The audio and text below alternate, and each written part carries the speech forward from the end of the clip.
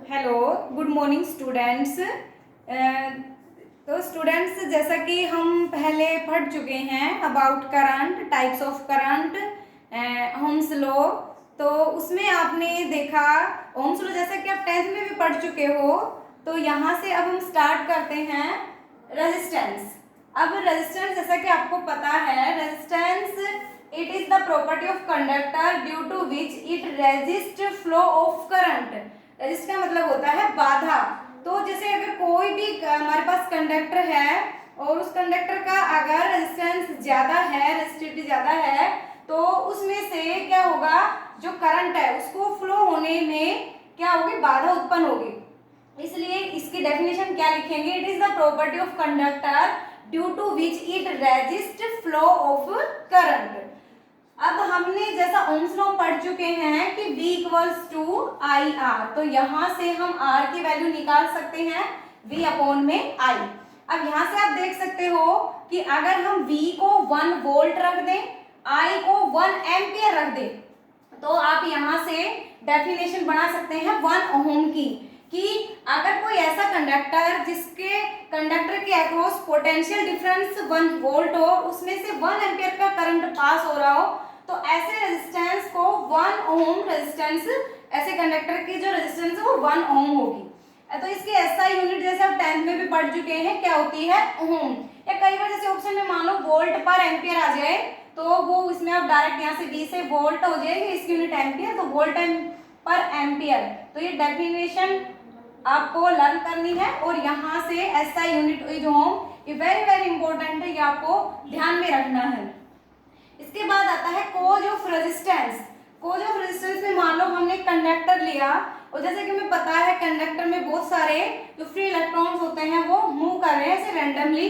अब हमने इसको एक इलेक्ट्रिक फील्ड अप्लाई किया इसके ऊपर, तो जो इलेक्ट्रॉन हमें पता है कहाँ किस तरफ मूव करेंगे, क्योंकि इलेक्ट्रॉन नेगेटिव चार्ज पार्टिकल्स होते हैं, तो इलेक्ट्रॉन किसकी तरफ मूव करेंगे, towards positive end of the conductor. इधर जब इलेक्ट्रॉन्स मूव करेंगे तो due to motion of electrons current, यहाँ पे करंट विल बी फ्लो। लेकिन ये इलेक्ट्रॉनिक करंट होगा, जो कन्वेंशनल करंट होता है वो कहां से कहां होता है, positive to negative. Conventional current होता है ड्यू टू होल कैरियर्स, और जो इलेक्ट्रॉनिक करंट होता है वो ड्यू टू इलेक्ट्रॉन्स होता है। तो ये आप देख सकते हैं, इसमें direction of electronic current and conventional current will be opposite to each other, क्योंकि इलेक्ट्रॉन इधर मूव कर रहे हैं टुवर्ड्स पॉजिटिव एंड। अब I equals to Q upon में T, ये हम इलेक्ट्रोस्टैटिक्स में पढ़ चुके हैं। तो Q अपॉन में T, आप यहाँ पे देखोगे, अगर मान लो कहीं पे जैसे एक आपको बहुत ज्यादा भीड़ वाली जगह है, मान लो हम सिनेमा हॉल में गए हुए हैं मूवी देखने, और एकदम से जैसे सभी को एक ही गेट से एंटर करना है, तो वहां पे आप क्या देखते हो कि वहां पे टाइम ज्यादा लगेगा, क्योंकि गेट एक ही, उसमें से सभी को निकलना है। तो ऐसे ही यहाँ पे इन इलेक्ट्रॉन्स को यहाँ इसके इस एंड से निकलना है, तो आप देखोगे इन बहुत सारे इलेक्ट्रॉन्स को टाइम ज्यादा लगेगा, और टाइम ज्यादा लगेगा तो इस रिलेशन के अकॉर्डिंग आप देखोगे कि I की वैल्यू क्या हो जाएगी, कम हो जाएगी, और I की वैल्यू कम होने से रेजिस्टेंस क्या हो जाएगा, आपका बढ़ जाएगा। तो ये कॉज ऑफ रेजिस्टेंस। और इसके ऊपर जैसे आप यहाँ से कोई न्यूमेरिकल अगर आ गए V अपॉन I, तो V और I आपको दिया होगा, तो रेजिस्टेंस फाइंड आउट कर सकते हैं। नेक्स्ट आता है रेजिस्टेंस ऑफ ए कंडक्टर। तो रेजिस्टेंस ऑफ ए कंडक्टर, आप यहाँ पे देखोगे, अगर हम एक कंडक्टर ले, मान लो ये एक कंडक्टर है, और इस कंडक्टर की हम क्या करें, इस कंडक्टर की लंबाई बढ़ा दी जाए। मान लो पहले L थी, अब हमने 3L कर दी। जिस कंडक्टर की लंबाई हमने बढ़ा दी, तो आप देखोगे कि करंट को यहाँ से पास होने में क्या होगा, ज्यादा टाइम लगेगा, और वही इक्वेशन टाइम ज्यादा लगने से I क्या होगा, लेस होगा, और रेजिस्टेंस क्या हो जाएगा, ज्यादा। It means R directly proportional to length of conductor. तो ये आप देख सकते हो।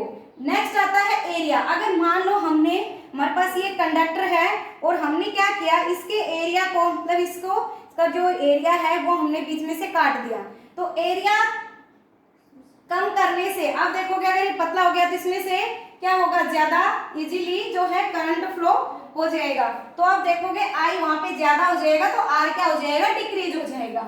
इसका मतलब क्या हुआ कि R जो है इनवर्सली प्रोपोर्शनल होगा एरिया के, और डायरेक्टली प्रोपोर्शनल होगा लेंथ के।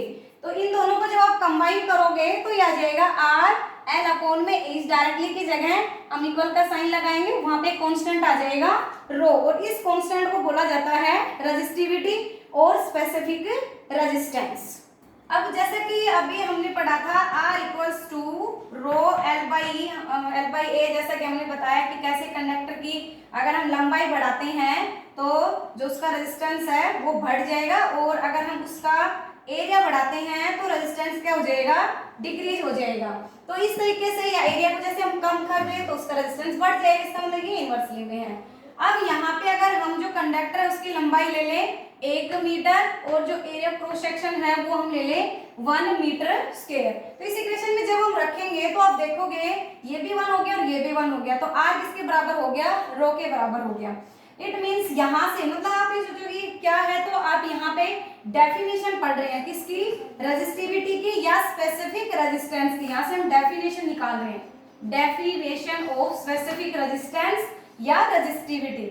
तो आप देखोगे रो जो है R के बराबर हो गया, इसका मतलब जो रेजिस्टिविटी और रेजिस्टेंस के कब बराबर हुई है, जब जो हमारा कंडक्टर है वो यूनिट लेंथ का है और उसका एरिया ऑफ क्रॉस सेक्शन भी यूनिट है। तो इसमें यहाँ से आप डेफिनेशन ये पढ़ सकते हैं कि कोई कंडक्टर जिसकी लंबाई 1 मीटर हो, area of cross section 1 metre square हो, तो वो रेजिस्टिविटी किसके बराबर होगी, रेजिस्टेंस के बराबर होगी।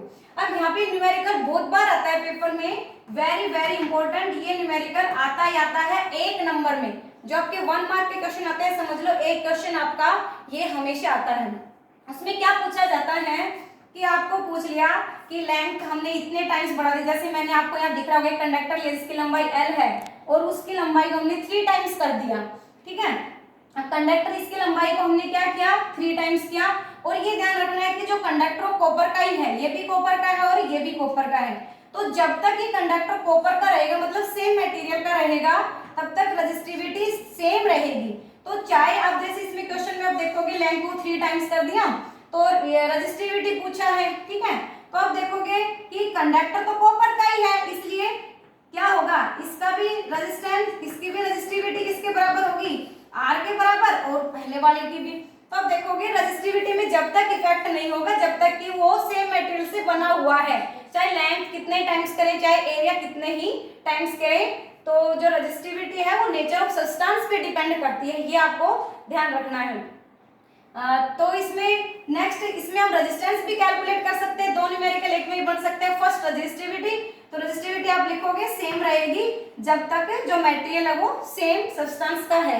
उसके बाद आता है रेजिस्टेंस भी निकालना पूछ सकते हैं, तो अभी हमने पढ़ा था R equals to rho L by A, तो यहाँ पे हम नया रेजिस्टेंस न्यू रेजिस्टेंस निकालेंगे R डैश, तो रो तो सेम है क्योंकि कॉपर का ही बना हुआ है, लेंथ हमने यहाँ पे L थी तो कितनी होगी 3L, हमने 3L हो गया, और एरिया ऑफ क्रॉस सेक्शन जब लेंथ 3L हो गया तो एरिया ऑफ क्रॉस सेक्शन कितना हो गया A/3, तो यहाँ पे आप देखोगे 3 ऊपर चला जाएगा, 3 3 जा 9, और आप इसको ऐसे फिर से लिख सकते हो रो L बाई ए, और रो L बाई ए किसके बराबर है R के, तो 9R, इसका मतलब जो रेजिस्टेंस है वो 9 टाइम्स हो जाएगा लेकिन रेजिस्टिविटी सेम रहेगी। तो ये न्यूमेरिकल बहुत ही इंपॉर्टेंट है, ये आपको ध्यान में रखनी है। नेक्स्ट आता है effect of temperature on resistance, तो ये हमने जो डिडक्शन ऑफ ओम्स लॉ पढ़ा था उसमें जो है रेजिस्टेंस की वैल्यू हमारे पास आई थी R equals to ml/n² tau, तो ml/n² टाउ, ये यहाँ पे जो टाउ है वो क्या है, रिलैक्सेशन टाइम है। अब यहाँ पे देखिए जैसे मान लो हमने अभी पीछे भी पढ़ा था, ये हमने कंडक्टर लिया और इसमें जो है ये बहुत सारे इलेक्ट्रॉन्स रैंडमली मूव कर रहे हैं, और फिर हमने इस पे जब इलेक्ट्रिक फील्ड अप्लाई किया तो जैसा हमने पीछे के उसमें पढ़ा था आर्टिकल में कि ये electron towards positive end of conductor क्या करने लग जाएंगे, मूव करने लग जाएंगे। तो जब जैसा कि पीछे भी बताया था कि अब जब ये इलेक्ट्रॉन्स बहुत सारे हैं, देखो बहुत सारे जब इलेक्ट्रॉन्स मतलब कमरे में आप लगा लो, हम एक कमरे में हैं और हमें बहुत सारे कैंडिडेट्स और हमें उस एक ही दरवाजे उसमें से बाहर निकलना है, तो हमारा टाइम क्या होता है, बढ़ जाता है तो उसको क्रॉस करने का। तो यहाँ पे जब हमारा जो है तो I इक्वल्स टू हमने क्या पढ़ा था Q अपॉन में T। तो सबसे पहले है effect of temperature on resistance, कि सबसे पहले कि जब मान लो हमने किसी कंडक्टर का जो है टेम्परेचर बढ़ाया, मतलब हम स्टार्ट करेंगे विद इंक्रीज इन टेम्परेचर, तो जब हमने टेम्परेचर बढ़ाया तो जो एटम्स और मॉलिक्यूल्स है वो वाइब्रेट करेंगे विद ग्रेटर एम्पलीट्यूड, मतलब ज्यादा से ज्यादा ये तेजी से ऐसे क्या करने लग जाएंगे, वाइब्रेट करने लग जाएंगे। इससे इनका रिलैक्सेशन टाइम क्या हो जाएगा, डिक्रीज, क्योंकि जैसे ही वो मान लो इलेक्ट्रॉन यहाँ है, पीछे से एक और आगे इसको क्या मारेगा, इसको पुश करेगा, तो इनका रिलैक्सेशन टाइम क्या हो जाएगा, डिक्रीज हो जाएगा, रेजिस्टेंस क्या हो जाएगा, इंक्रीज। तो एक नंबर में अगर आता है तो आपको इतना लिखना है, on increasing the temperature resistance will be increase. और अगर मान लो 2 या 3 में आता है तो आपको इसके बारे में थोड़ा सा लिखना है कि कैसे एटम्स वाइब्रेट करते हैं, कैसे रिलैक्सेशन टाइम घटता है, then according to this relation resistance will be increase. इसका मतलब क्या हुआ कि यहाँ पे जो रेजिस्टेंस इंक्रीज हो रहा है, डिक्रीज हो रहा है, दो फैक्टर पे डिपेंड करता है। फर्स्ट करता है इनिशियल रेजिस्टेंस पे और सेकंड करता है चेंज इन टेम्परेचर पे। तो यहाँ से हम कर सकते हैं change in resistance. Change in resistance को हम लिखेंगे del R, directly proportional initial resistance and change in temperature. तो यहाँ पे इन दोनों को कंबाइन करके ये इक्वेशन आ जाएगी। अल्फा जो है यहाँ पे टेम्परेचर कोफिशिएंट है, तो यहाँ से हम अल्फा निकाल सकते हैं del R, R naught del T. या आपको इसको फर्दर अगर हम आर की वैल्यू डेल आर यहाँ पे क्या है, आर माइनस आर नोट ये रख के और नीचे आर नोट डेल टी, जब हम सोल्व करेंगे तो आर की वैल्यू आ जाएगी R naught 1 plus alpha del T. तो इसी तरीके से ये टेम्परेचर कोफिशिएंट की वैल्यू आ गई। अब इसके ऊपर न्यूमेरिकल आते हैं। टेम्परेचर कोफिशिएंट के ऊपर हमें कोई कंडक्टर दिया हुआ है, इसका रेजिस्टेंस है 400 ओम 25 डिग्री सेंटीग्रेड पे। हमें उसका टेम्परेचर निकालना है जब रेजिस्टेंस 400 से 410 ओम हो गया, टेम्परेचर कोफिशिएंट की वैल्यू दी हुई है, तो हमें टेम्परेचर निकालना है। तो यहाँ से अभी देखो जो हमने रिलेशन लिखा है R equals to R naught 1 plus alpha del T, relation हमने लिख लिया। R जो हमें रेजिस्टेंस, हमारा स्टार्टिंग का रेजिस्टेंस कितना था 400, R नोट हो गया 400, R कितना दिया हुआ है 410, 1 प्लस अल्फा कितना है 1.4 ये रख लेंगे, डेल टी यहाँ पे थोड़ा सा उधर स्पेस नहीं, यहाँ पे जो डेल टी है वो किसके बराबर है, डेल टी हमारा टी माइनस टी नोट। तो यहाँ पे हमें टी नोट तो दिया हुआ है, इधर हमें टी नोट दिया हुआ है 25 डिग्री सेंटीग्रेड। तो यहाँ से हम जब इसमें पुट करेंगे इस इक्वेशन को, आप यहाँ से पहले डेल टी की वैल्यू निकालोगे, डेल टी की वैल्यू निकालने से डेल टी को आप तोड़ लोगे टी माइनस टी नोट में, और यहाँ से टी नोट की वैल्यू 25 है, तो आप इस टेम्परेचर की वैल्यू निकाल सकते हो। इसके ऊपर न्यूमेरिकल आता है effect of temperature on resistance. Okay.